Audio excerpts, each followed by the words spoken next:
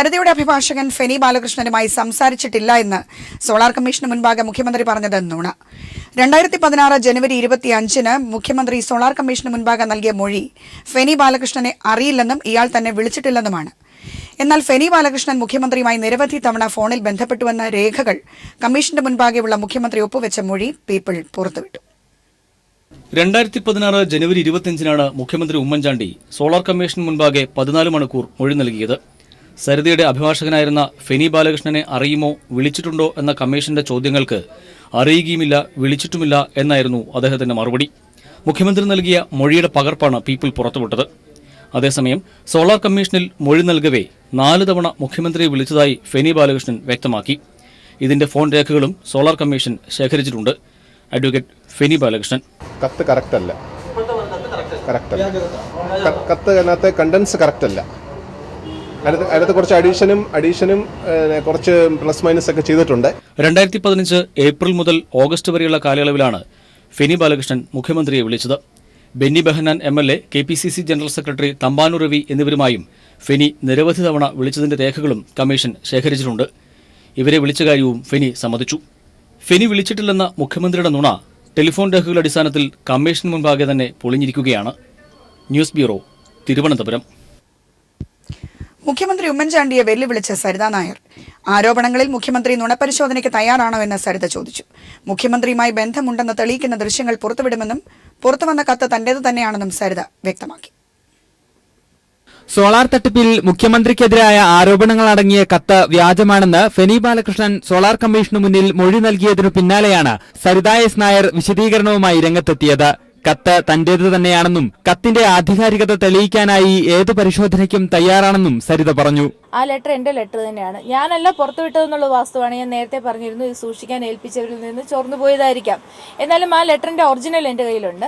ഏത് ഫോറൻസിക്കോ അല്ലെങ്കിൽ മറ്റൊരു ഏത് തരം പരിശോധനയ്ക്കും അത് വിട്ടുകൊടുക്കാൻ ഞാൻ തയ്യാറാണ്. കേരളത്തിന് പുറത്തുള്ള ഏത് ഏജൻസിക്ക് വേണമെങ്കിലും ഞാൻ കൊടുക്കാൻ തയ്യാറാണ്. ഫെനി ബാലകൃഷ്ണന്റെ മൊഴി ചിലരെ സഹായിക്കാനാണെന്നും താൻ ജയിലിലായിരുന്നപ്പോൾ ബെന്നി ബെഹനാനും തമ്പാനൂർ രവിയും ഫെനിക്ക് 80 ലക്ഷം രൂപ നൽകിയതായും സരിത ആരോപിച്ചു. മുഖ്യമന്ത്രിയുമായി തനിക്ക് ബന്ധമുണ്ടെന്ന് തെളിയിക്കുന്ന ദൃശ്യങ്ങൾ പുറത്തുവിടുമെന്ന് പറഞ്ഞ സരിത തന്റെ ആരോപണങ്ങളിൽ നുണപരിശോധനയ്ക്ക് തയ്യാറുണ്ടോ എന്ന് മുഖ്യമന്ത്രിയെ വെല്ലുവിളിച്ചു.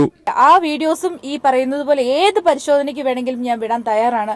അങ്ങനെയുള്ള ഒരു ചലഞ്ചിന് മുഖ്യമന്ത്രി തയ്യാറാണോ എന്ന് എനിക്കറിയണം. പലപ്പോഴും മുഖ്യമന്ത്രി നിഷേധിക്കുന്നുണ്ടല്ലോ, ഞാൻ ശ്രീധരൻ നായരെ കണ്ടിട്ടില്ല. ഒരു പോളിഗ്രാഫ് ടെസ്റ്റിന് അദ്ദേഹം തയ്യാറാണോ? ഒരു നുണ പരിശോധനയ്ക്ക് തയ്യാറാണോ? ഏതെങ്കിലും ഒരു അന്വേഷണത്തിന് അദ്ദേഹം തയ്യാറാണോ? സോളാറിലെ ആരോപണങ്ങൾക്കൊന്നും തെളിവില്ലെന്ന് പറയുന്ന മുഖ്യമന്ത്രിക്ക് ഇതു സംബന്ധിച്ച് അന്വേഷണം നടത്താൻ ആർജവമുണ്ടോ എന്നും സരിത ചോദിച്ചു. News bureau, Thiruvananthapuram. സരിത ജാമ്യത്തിൽ ഇറങ്ങിയ ശേഷം മുഖ്യമന്ത്രിയുമായി പലതവണ താൻ ഫോണിൽ സംസാരിച്ചിട്ടുണ്ടെന്ന് ഫെനി ബാലകൃഷ്ണൻ. ബെന്നി ബെഹനാൻ, തമ്പാനൂർ രവി എന്നിവരുമായും ഫോണിൽ ബന്ധപ്പെട്ടിട്ടുണ്ടെന്നും ഫെനി സോളാർ കമ്മീഷനിൽ മൊഴി നൽകി. തിരുത്തലുകൾ വരുത്തിയ സരിതയുടെ കത്താണ് മാധ്യമങ്ങളിൽ പ്രചരിക്കുന്നതെന്നും ഫെനി പറഞ്ഞു. എന്നാൽ ഫെനിയെ കൊണ്ട് കള്ളം പറയിപ്പിക്കലല്ല സർക്കാരിന്റെ പണിയെന്ന് കമ്മീഷൻ വിമർശിച്ചു. ജയിലിൽ നിന്നിറങ്ങിയ ശേഷം ഒത്തുതീർപ്പിനായി മുഖ്യമന്ത്രി അടക്കമുള്ളവർ ഫെനി ബാലകൃഷ്ണനുമായി ഫോണിൽ സംസാരിച്ചിട്ടുണ്ടെന്ന് സരിത തന്നെ കമ്മീഷനിൽ വെളിപ്പെടുത്തിയിരുന്നു. ഈ മൊഴി സാധൂകരിക്കുന്നതാണ് ഫെനി ബാലകൃഷ്ണന്റെ വെളിപ്പെടുത്തൽ. മുഖ്യമന്ത്രിയെ 4 തവണ താൻ വിളിച്ചിട്ടുണ്ടെന്ന് ഫെനി ബാലകൃഷ്ണൻ സമ്മതിച്ചു. 2015 ഏപ്രിലിനും ഓഗസ്റ്റിനും ഇടയിലാണ് മുഖ്യമന്ത്രിയുടെ മൊബൈൽ നമ്പറിലേക്ക് താൻ വിളിച്ചതെന്നും കമ്മീഷൻ കോൾ രേഖകൾ ഹാജരാക്കവേ ഫെനി സമ്മതിച്ചു. തമ്പാനൂർ രവിയെയും ബെന്നി ബെഹനാനെയും ഇതേ കാലയളവിൽ 40-ലേറെ തവണ വിളിച്ചിട്ടുണ്ടെന്നും ഫെനി പറഞ്ഞു. എന്നാൽ സോളാർ കേസുമായി ബന്ധപ്പെട്ടല്ല ഇവരെ വിളിച്ചതെന്നും ഫെനി കമ്മീഷനോട് കൂട്ടിച്ചേർത്തു. സരിതയുടെ അറിവോടെയും അല്ലാതെയും ഇവരെ വിളിച്ചിട്ടുണ്ടെന്നും ഫെനി പറഞ്ഞു. മാധ്യമങ്ങളിൽ പ്രചരിക്കുന്നത് സരിതയുടെ യഥാർത്ഥ കത്തല്ലെന്നും വ്യാജ കത്തിന് പിന്നിൽ ഗണേഷ് കുമാറാണെന്നും ഫെനി മാധ്യമങ്ങളോട് പറഞ്ഞു. കത്ത് കറക്റ്റ് അല്ല, കത്ത് കണ്ടൻസ് കറക്റ്റ് അല്ല.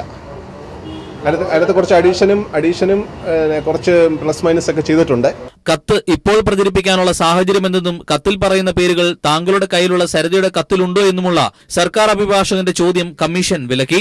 സരിതയുടെ വക്കാലത്തൊഴിഞ്ഞ ആളോട് ഇത്തരം ചോദ്യങ്ങൾ വേണ്ടെന്ന് കമ്മീഷൻ നിർദ്ദേശിച്ചു. രാഷ്ട്രീയ വിശുദ്ധി തെളിയിക്കാനുള്ള ഇടമല്ല ഇതെന്നും ഫെനിയെക്കൊണ്ട് കള്ളം പറയിക്കലല്ല സർക്കാരിന്റെ ജോലിയെന്നും കമ്മീഷൻ വിമർശിച്ചു.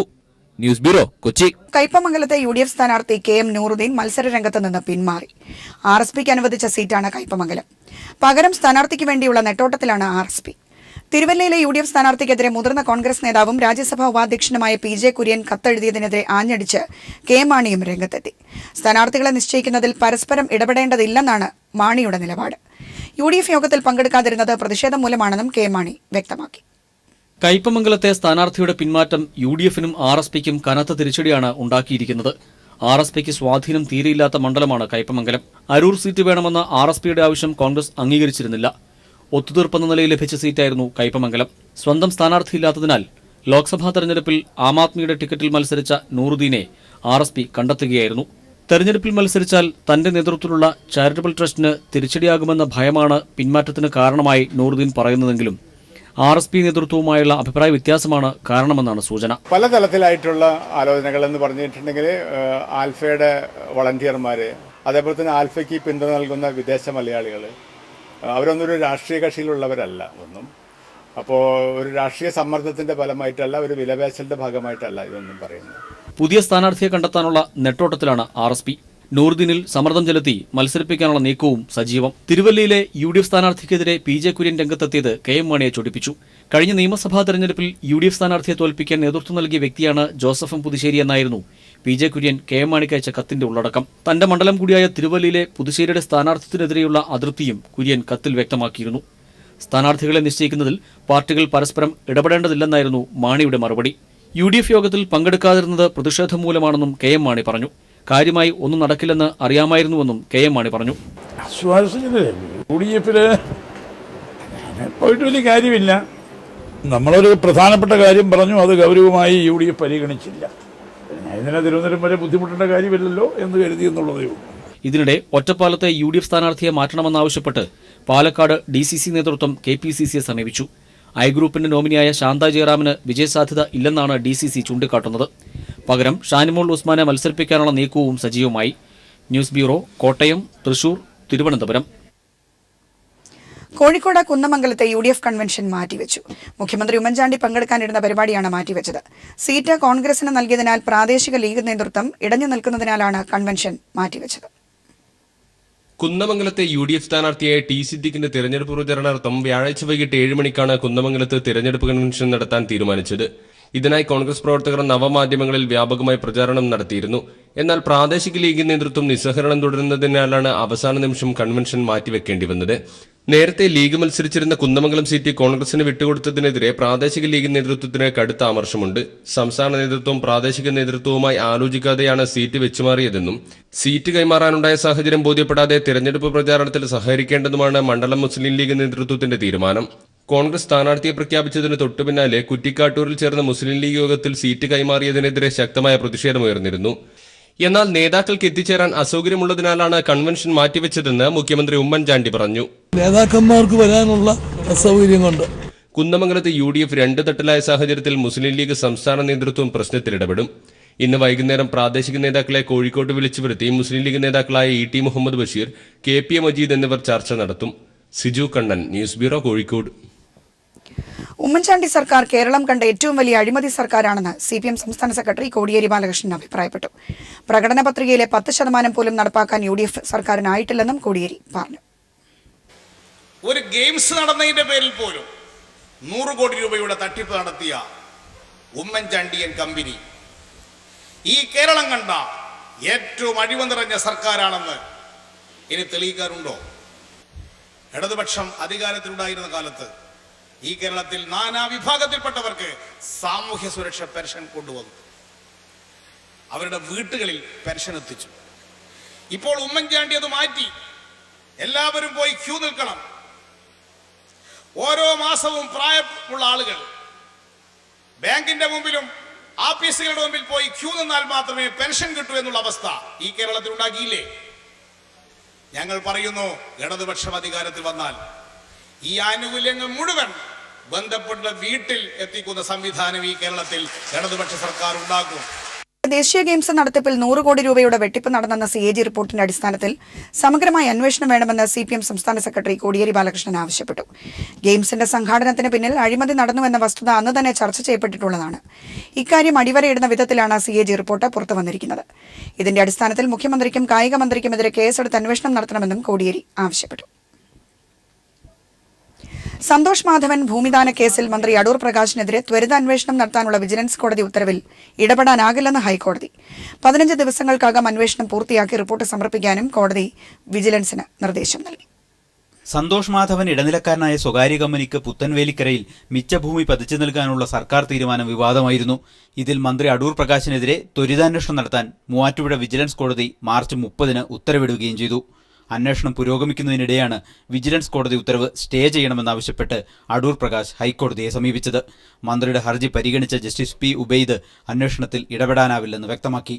എത്രയും വേഗം അന്വേഷണം പൂർത്തിയാക്കാൻ വിജിലൻസിനോട് ഹൈക്കോടതി നിർദ്ദേശിക്കുകയും ചെയ്തു. അന്വേഷണം പൂർത്തിയാക്കാൻ 4 ആഴ്ച വേണമെന്ന വിജിലൻസിന്റെ ആവശ്യം ഹൈക്കോടതി അംഗീകരിച്ചില്ല. 15 ദിവസത്തിനകം അന്വേഷണം പൂർത്തിയാക്കി റിപ്പോർട്ട് സമർപ്പിക്കാനും ജസ്റ്റിസ് പി ഉബൈദ് നിർദ്ദേശിച്ചു. ഈ റിപ്പോർട്ടിന്റെ അടിസ്ഥാനത്തിലാവണം തുടർ നടപടികളെന്നും കോടതി ഉത്തരവിട്ടു. വസ്തുതകൾ മറച്ചുവെച്ചാണ് കമ്പനി സർക്കാരിനെ സമീപിച്ചതെന്ന് സർക്കാർ കോടതിയെ അറിയിച്ചു. ക്യാബിനറ്റാണ് ഇക്കാര്യത്തിൽ തീരുമാനമെടുത്തത്. എന്നാൽ റവന്യൂ മന്ത്രിയുടെ നിർദ്ദേശപ്രകാരം ഉത്തരവ് പിൻവലിക്കുകയായിരുന്നുവെന്നും സർക്കാർ കോടതിയിൽ വാദിച്ചു. News bureau, Kochi. സർക്കാരിനും വിജിലൻസിനുമെതിരെ വീണ്ടും ജേക്കബ് തോമസ്. വിജിലൻസ് ആസ്ഥാനത്ത് എടുക്കുന്നത് അന്വേഷണ തീരുമാനങ്ങളല്ല, രാഷ്ട്രീയ തീരുമാനങ്ങളാണ്. തുടർഭരണം അഴിമതി വർദ്ധിപ്പിക്കുമെന്നും ജേക്കബ് തോമസ് തിരുവനന്തപുരത്ത് പറഞ്ഞു. RTI കേരള ഫെഡറേഷൻ സംഘടിപ്പിച്ച സദ്ഭരണവും വിവരാവകാശ നിയമവും എന്ന സെമിനാറിലാണ് സർക്കാരിനെതിരെ വീണ്ടും ജേക്കബ് തോമസ് ആഞ്ഞടിച്ചത്. മൂല്യങ്ങളുടേതാകണം വികസനം എന്ന് ഓർമ്മിപ്പിച്ചുകൊണ്ടാണ് ജേക്കബ് തോമസ് പ്രസംഗം ആരംഭിച്ചത്. വിജിലൻസ് ആസ്ഥാനത്ത് എടുക്കുന്ന അന്വേഷണ തീരുമാനങ്ങളല്ല, മറിച്ച് രാഷ്ട്രീയ തീരുമാനങ്ങളാണ്. അന്വേഷണ ഉദ്യോഗസ്ഥൻ കുറ്റപത്രം സമർപ്പിച്ച കേസുകളിൽ പലതിലും നിയമം മാറ്റിമറിച്ചതായും ജേക്കബ് തോമസ് കുറ്റപ്പെടുത്തി. ചാർജ് ഷീറ്റ് കൊടുക്കണമെന്നും അന്വേഷണ ഉദ്യോഗസ്ഥൻ പറഞ്ഞ തീരുമാനമെടുത്ത കേസുകൾ എത്ര എണ്ണം ഹെഡ് ഓഫീസിൽ നിന്ന് ചാർജ് കൊടുക്കണ്ട എന്ന് ഒരു പൊളിറ്റിക്കൽ ഡിസിഷൻ എടുത്തു? ഹെഡ് ഓഫീസ് എടുക്കുന്ന പൊളിറ്റിക്കൽ ഡിസിഷൻ ആണല്ലോ, ഇൻവെസ്റ്റിഗേറ്റീവ് ഡിസിഷൻ അല്ലല്ലോ. എത്ര എണ്ണം എടുത്തു?